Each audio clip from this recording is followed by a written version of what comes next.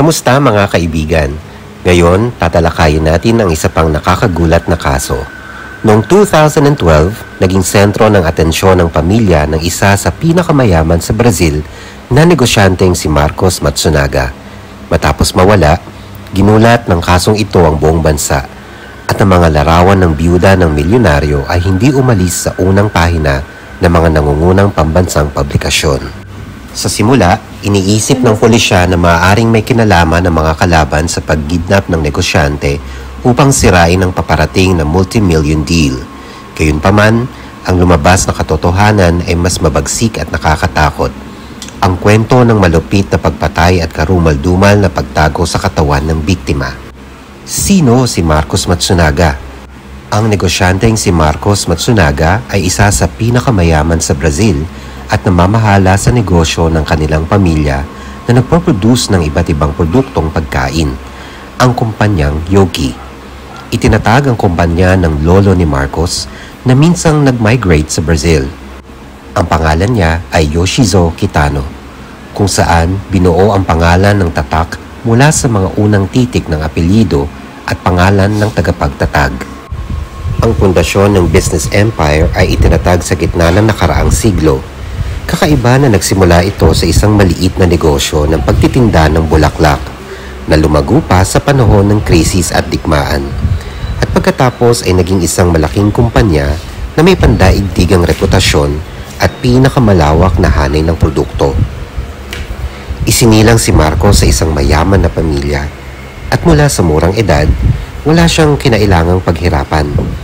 Hindi niya kinailangang itayo at palaguin ang kanyang negosyo mula sa simula dahil minana niya ang lahat ng itinayo ng kanyang lolo at ama bilang CEO ng family food company.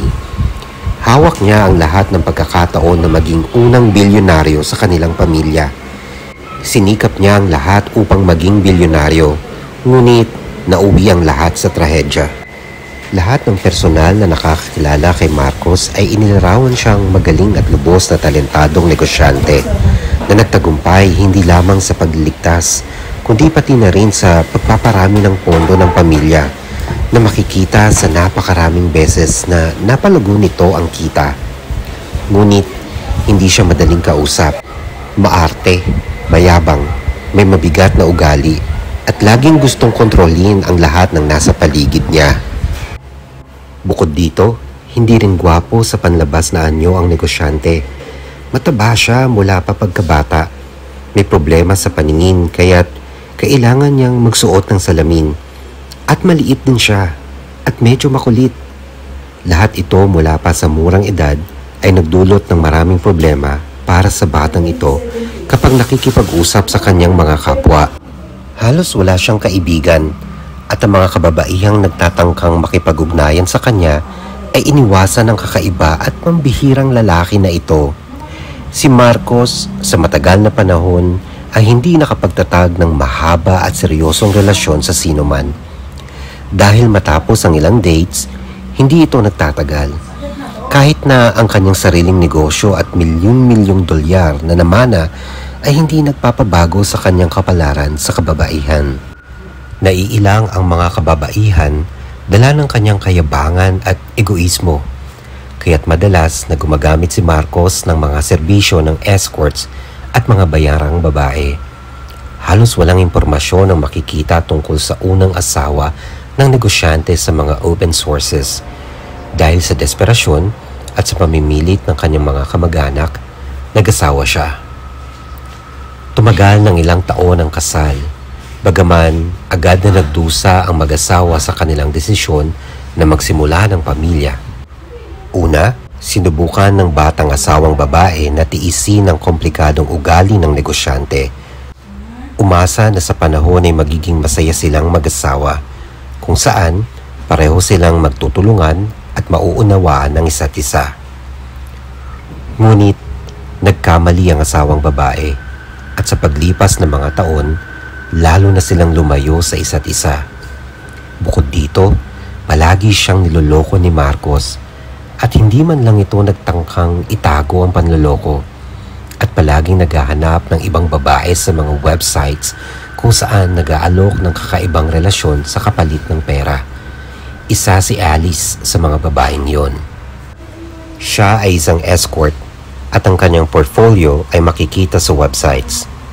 Doon, napansin ng negosyante ang isang maliwanag, kaakit-akit na blonde na may magandang katawan at nagsimulang imbitahin ito ng madalas sa mga dates na may maluho ang bayad. 6 na taon na nagguwat ni Alice kay Marcos. Ipinanganak at lumaki siya sa isang napakahirap at dysfunctional na pamilya na naninirahan sa isa sa pinaka-pinsalang lugar ng lungsod. Hindi nakilala ni Alice ang kanyang ama. Ang kanyang ina ay isang malupit na lasinggera at kasama nito ang iba't ibang lalaki na mayroong kaparehong problema sa pag-iinom. Malupit at malungkot ang kabataan ng babae. Sa napakabata niyang edad, madalas siyang binubugbog, inuusig at inaabuso ng mga kapartner ng kanyang ina. Kaunti lamang ang tinapos sa paaralan. Si Alice ay literal na tumakas mula sa tahanan at tuluyang iniwan ang lugar kung saan siya lumaki. Nag-aral ang babae ng nursing. Pagkatapos ay nakakuha ng trabaho sa isang hospisyo. Gayunpaman, naisip niya agad na ang pag-aalaga sa mga naghihingalong pasyente ay hindi niya makayanan. Bukod dito, ang mabait at maamong babae ay mabilis na na-attach sa mga tao. At ang pagkamatay ng bawat pasyente ay kinikilala ni Alice bilang isang personal na trahedya. Ilang taon ang lumipas, nagpasya si Alice na kumuha ng mas mataas na edukasyon at lubos na baguhin ang kanyang hanap buhay. Ang kanyang piniling kurso ay ang batas na itinuturing niyang isang maaasahang propesyon na nagbubukas ng halos lahat ng mga pinto sa buhay. Siya ay nag-ensayo ng matagal na panahon para sa kanyang admission at nakakuha ng sapat na puntos sa mga pagsusulit. Ngunit wala siyang mahanap na makakatulong sa pinansyal na aspeto ng kanyang pag-aaral dahil natigil na niya ang lahat ng ugnayan sa kanyang mga kamag-anak pagkatapos niyang umalis sa tahanan. Ang magandang dalaga na si Alice ay may magandang katawan.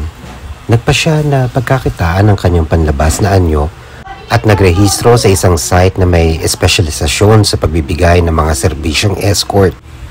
Ang mga serbisyong ito ay nagdala kay Alice ng magandang kita na nagbibigay sa kanya ng kakayahan na bayaran ang kanyang pag-aaral at sapat na suporta upang mamuhay.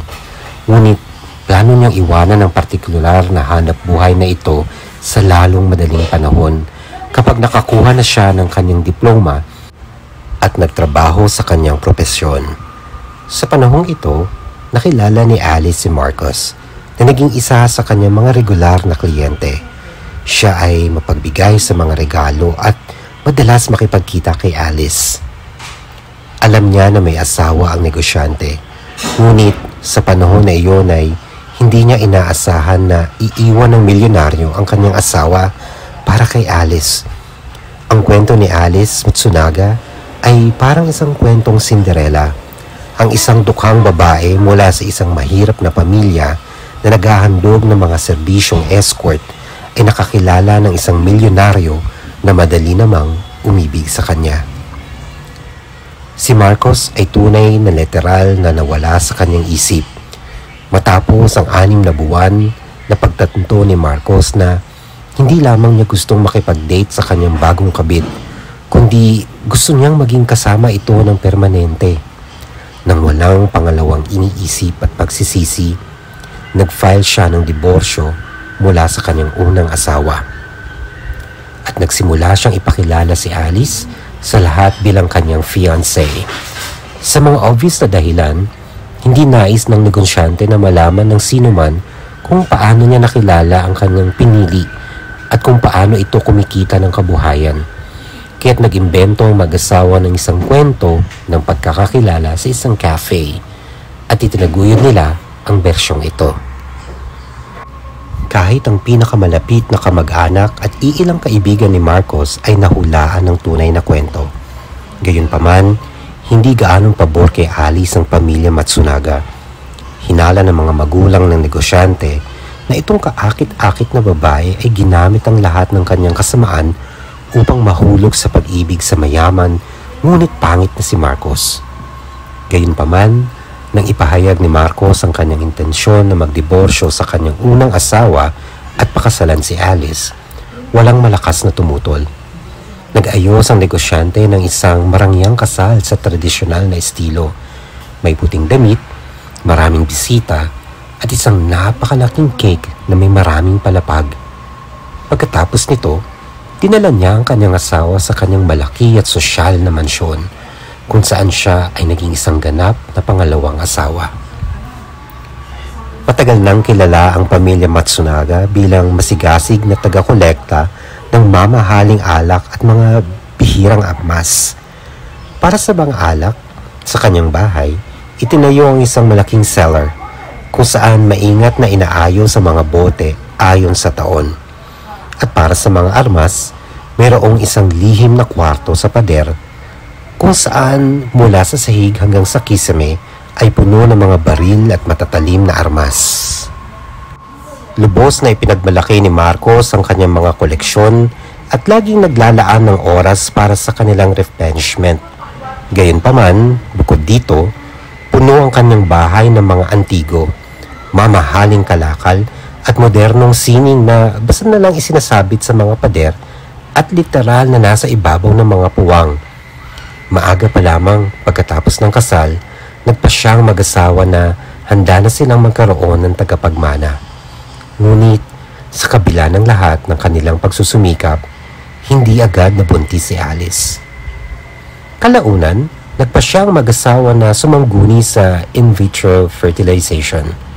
Ngunit kahit dito ay hindi agad sila nagtagumpay. Sa wakas, nang isilang ang kanilang anak na babae, tila wala nang hangganan ng kaligayahan ng mag-asawa.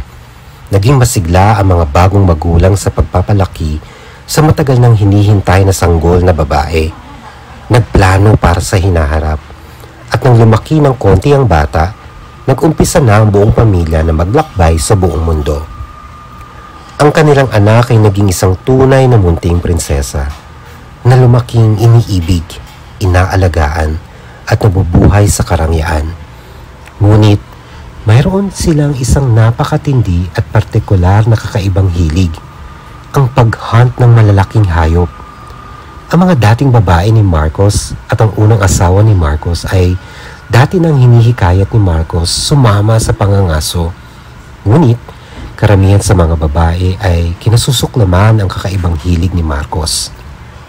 Hindi na umasa ang negosyante na makakakita pa siya ng isang taong magbibigay halaga sa kanyang hilig. Ngayon, marami ang naniniwala na naging interesado si Alice sa pangangaso upang manalo ng mas marami pang pagtingin at pagkapanalo sa puso ni Marcos. Sa simula, nagpunta sila sa mga firing range kung saan natutunan ni Alice kung paano hawakan ang iba't ibang uri ng armas. At pagkatapos ay nagpunta sila sa kagubatan upang manghuli ng mga hayop sa gubat. Hindi nararamdaman ni Alice ang awa sa tuwing kinukuha niya ang buhay ng mga hayop at ito'y itinuturing niyang isang uri ng kompetisyon. Gusto ni Marcos at natutuwa siyang panoorin ng kanyang asawa na hawakan ng kanyang armas at sundan ang kanyang biktima. Tinuruan din niya ito kung paano balatan at hiwain ng mga baboy ramo, usa at iba pang mga nilalang sa kagubatan. Kasama nilang tinatanggal ang mga balat at pinaghihiwa-hiwalay ang mga bahagi ng katawan gamit ang malalaking kutsilyo, espesyal na clevers at axe. Tunay ngang nabili ni Alice si Marcos sa pamamagitan ng pagsang-ayon sa kanyang medyo kakaibang mga hilig. Noong spring ng 2012, naghahanda ang negosyante na gawin ng isang importanteng transaksyon sa negosyo na magdadala sa kanyang pangarap maging unang bilyonaryo sa pamilyang Matsunaga. Siya ay aktibong nakikipag-usap sa mga kasosyo sa negosyo at nagbabalak na ibenta ang pamilyang kumpanya at ang kita ng malaking halaga ng pera ay ilalagak sa isang bagong kumikitang negosyo. Sa bahay, sa panahon na ito, bihirang magpakita si Matsunaga dahil siya ay lubos na nasasangkot sa trabaho at sa pagkakamit ng kanyang mga malalaking plano. Naglipat sila ng kanyang asawa sa isang elite na apartment complex na matatagpuan sa business center ng lungsod, malapit sa pangunahing opisina ng kumpanya ng negosyante. Si Marcos ay halos palaging wala, habang ang kanyang batang asawa ay nag-iisa sa isang marangyang apartment na may panoramic view ng lungsod. Ang oras ng trabaho ng negosyante ay nakaschedule sa bawat minuto. Siya ay laging nasa mga pagpupulong, negosasyon sa negosyo at konsultasyon kasama ang mga specialist. Madalas siyang hindi nag-overnight sa bahay, ngunit ipinangako niya sa kanyang asawa na kapag natapos ang transaksyon, magiging kumpleto at mababago ang kanilang buhay. Noong ika-19 ng Mayo 2012, bago ang transaksyon na nagkakahalaga ng bilyong dolyar, biglang nawala ang negosyante ng walang anuman. Inuulat ng kanyang asawa ang pangyayari lamang kinabukasan dahil akala niya na si Marcos ay nasa trabaho. Ayon kay Alice, may nagtakdang pagpupulong ito sa gabi na maaaring magtagal hanggang sa hating gabi at hanggang madaling araw, kung saan ang asawa niya ay makikipagkita sa isang kasosyo sa negosyo. Nang hindi bumalik si Marcos kinabukasan at tumigil na sa pagsagot sa kanyang telepono, nag-alala si Alice at iniulat siyang nawawala. Agad na natuklasan ng pulisya na ang negosyante ay hindi dumalo sa pagpupulong sa gabi o sa mahalagang pagpupulong sa umaga na hindi niya maaaring palampasin. Dahil dito, agad na nagkaroon ng suspetsya na ang milyonaryo ay nakidnap. At mas malamang, ang kanyang pamilya ay darating na sa mga oras ay makatanggap ng walang tawag para sa kidnap ransom. Pero lumipas ang 24 na oras, sumunod na segundo, wala pang natatanggap na pangangailangan sa ransom. Ang pag-asa na buhay pa si Matsunaga ay literal na natutunaw na parang yelo sa harap ng kanilang mga mata. Sa panahong ito, hindi nagtigil ang mga investigador at nagsimulang tanungin ang mga kamag-anak, kaibigan at mga kasosyo sa negosyo ng negosyante na sinusubukang malaman kung mayroon ba siyang mga kaaway at sinumang maaaring suspect. Gayunpaman, sa kabila ng lahat ng pagsusumikap, hindi nagtagumpay na makakita ng partikular na tao o mga tao na maaaring may intensyong pagnanais ang kamatayan ng negosyante. Bago ang pagkawala ni Marcos, si Alice ay nagsabi sa kanyang mga biyenan na ang kanyang asawa ay matagal nang nagtataksil sa kanya sa isang babae na may pangalang Natasha Villarreal Lima. Totoo. Pagkatapos ng ilang malaking away at banta ng diborsyo, pinangako ni Marcos na iiwanan niya ang kabit para sa kapakinabangan ng pamilya. Sa totoo lang, hindi itinigil ng lalaki ang pakikipagkita kay Natasha, kundi ito'y mas maingat na ginagawa upang hindi muling magsimula ng away sa pamilya. Nahulaan ni Alice ang lahat at nagpasya ng magtakda ng pribadong detective upang makakalap ng ebidensya ng pangangaliwa ng negosyante. Mayroon ng mga larawan at video si Alice ng kanyang asawa sa mga romantikong pagkikita kasama si Natasha. Kapansin-pansin na dinala ng kanyang asawa ang kanyang bago nitong kasintahan sa parehong mga restaurant at lugar ng libangan na madalas puntahan nila ng kanyang asawa at kung saan kilala siya ng lahat. Parang ipinapakita ni Marcos sa iba kung gaano siya kasuklam-suklam sa kanyang asawa at maaari siyang umanong mambabae ng hayag nang hindi nagtatago sa sinuman.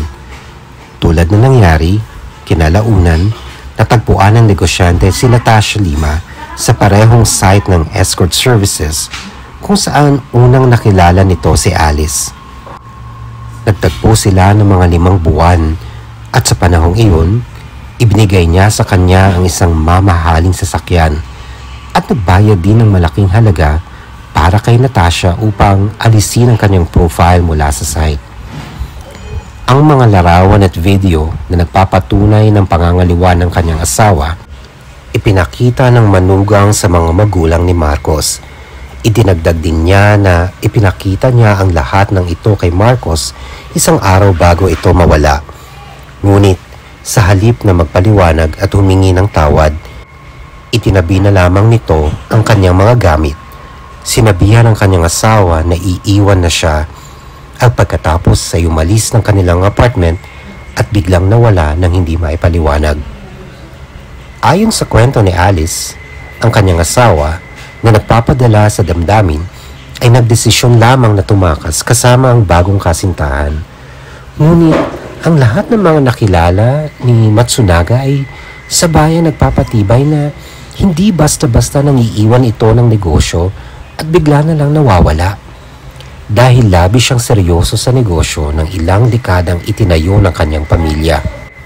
Ang mga sagot sa maraming tanong ay natagpuan isang linggo ang nakalipas ng isang liblib na lugar, kalahating daang kilometro mula sa bahay ng negosyante.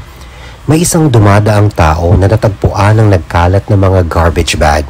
Sa loob ng mga ito ay mga labi ng isang tao. Agad itong iniulat ng tao. Mabilis na naging malinaw na ang biktima ay si Marcos Matsunaga na hinahanap sa buong bansa. Itinakda ng mga eksperto na pinatay ang negosyante gamit ang isang putok sa ulo. Pagkatapos ay hinati ang kanyang katawan. Ipinak ito sa mga garbage bag at dinala sa labas ng bayan. Kapansin-pansin na ang mamamatay tao ayon sa mga pathologist ay maaaring isang surgeon o isang bihasang magkakatay na bihasa sa carving knife. Tumpak at propesyonal ang mga hiwa na ginawa sa mga tamang lugar upang paghiwa-hiwalayin ang mga bahagi ng katawan sa isa't isa. Sa unang yugto ng investigasyon, walang konkretong lead ang investigasyon, kaya napagpasyahan na simula ng investigasyon mula sa lugar kung saan huling nakitang buhay ang namatay na lalaki. Sa pagsasaliksik, nakita ng mga investigador ang mga record mula sa mga video surveillance camera sa elite residential complex kung saan nakatira si Marcos kasama ang kanyang asawa at anak. Sa mga records na ito, napagtanto na ang gabi bago siya mawala, nag-order ang mag-asawa ng pagkain na i-deliver sa kanilang bahay. Sa record ng camera sa elevator, kita kung paano bumaba si Marcos sa unang palapag at bumalik ng may dalang kahong pizza sa kanyang mga kamay. Pumasok siya sa kanyang apartment at hindi na ito kailanman lumabas. Para bang si Matsunaga ay nawala sa kanyang sariling tahanan. Ngunit sa umaga, umalis ang kanyang asawa sa apartment na may 3 malalaking maleta. Sa mga footage, makikita na mabigat ang mga maleta at may kahirapang inililipat niya ang mga ito. Nahulaan ng mga investigador kung anong klaseng bagahe ito. Sa parehong araw, inilagay sa kustodiya ang asawa ng negosyante at dinala sa himpilan ng pulisya upang magbigay ng salaysay. Sa simula, sinubukan niyang itanggi ang lahat at nananatili sa orihinal na bersyon na iniwan siya ng kanyang asawa para sa isang kabit. Ngunit nang ipakita sa kanya ang footage ng elevator, umiiyak siya at nagsimulang magsalita. Ayon kay Alice, ang kanilang pamilya ay matagal nang nawasak. Iniinsulto siya ng kanyang asawa. Palagi siyang binibintangang nagtatrabaho sa escort. Sinasabi na hinila niya ito mula sa putik at sinabi rin na siya ay masamang ina sa kanilang anak. Ito ang mga sumunod na nangyari.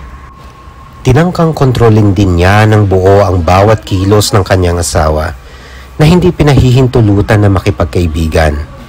Nang isang beses itaas ni Alice ang paksa ng diborsyo, tinawanan siya ni Marcos at sinabi na iiwanan siya ng walang anuman, kukunin ng bata at ipagbabawal na kanyang makita ito.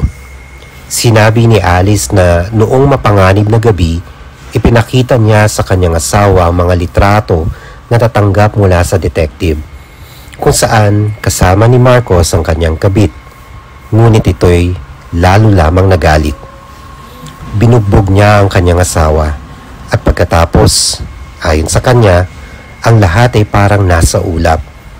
Hindi maalala ni Alice kung paano siya nakakuha ng baril sa kanyang mga kamay kung saan binaril niya ang kanyang asawa. At mamaya, nang maunawaan ang nangyari, nagpasya siyang putol-putulin ang katawan nito. May karanasan si Alice bilang isang nurse at kakilala niya ang anatomiya ng tao.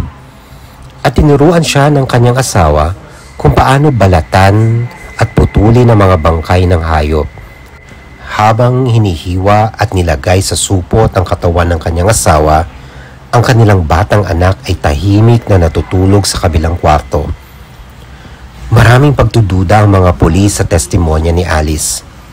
Ayon sa mga pulis, natanggap lamang ni Alice ang mga picture mula sa private detective kung saan nagpapakita na may kabit si Marcos noong May 20. Matagal nang patay si Marcos noong araw na yon, salungat sa mga pahayag ni Alice. Nahanap din si Natasha Lima na nagtestigo sa korte.